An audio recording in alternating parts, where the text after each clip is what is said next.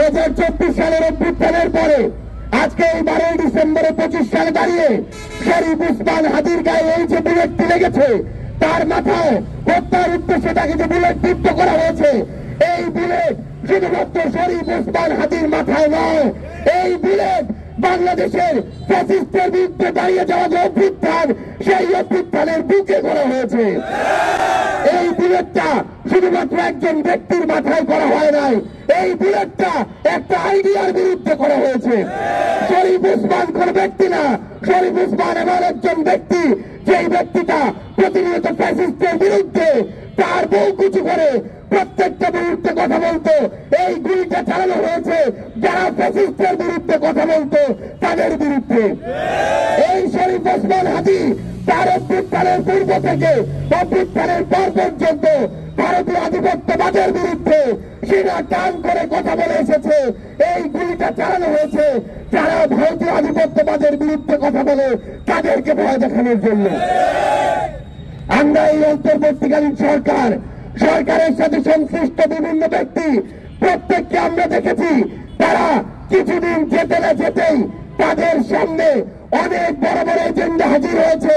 কিন্তু যারা খুনি, যারা হাজারের অধিক ভাইয়ের জীবন নিল, যারা রাস্তায় মানুষকে পাখির মতো করে গুলি করে মারল, তাদের বিচারের জন্য, তাদের যে তৎপরতা, তাদেরকে গ্রেফতারের জন্য তাদের যে তৎপরতা, এটা আমরা তাদের মধ্যে আর দেখতে পাইলাম না। আমরা আমাদের জায়গা থেকে কি দেখলাম? একটার পর একটা মামলা হয়, 10 জন 20 জন গ্রেফতার হয়, কিন্তু টাকার বিনিময়ে হোক, পিছন থেকে পলিটিক্যাল নেগোসিয়েশনের বিনিময়ে হোক, ওই আসামিরা, ওই খুনিরা একটার পর একটা জামিন পেয়ে গেছে। আপনার এই পঞ্চগড়ে যারা 12 জুলাইয়ের যোদ্ধাদের উপরে হামলা করার জন্য যারা তাদের জায়গা থেকে নির্দেশ দিয়েছিল, যারা প্রশাসনকে ব্যবহার করেছিল, সেই রাজনীতিবিদদের মাথাগুলোকে এখন পর্যন্ত একটাকেও গ্রেফতার করা হয় নাই। আমরা স্পষ্ট করে একটা কথা বলি, এটা কোনো ছোট বিষয় না।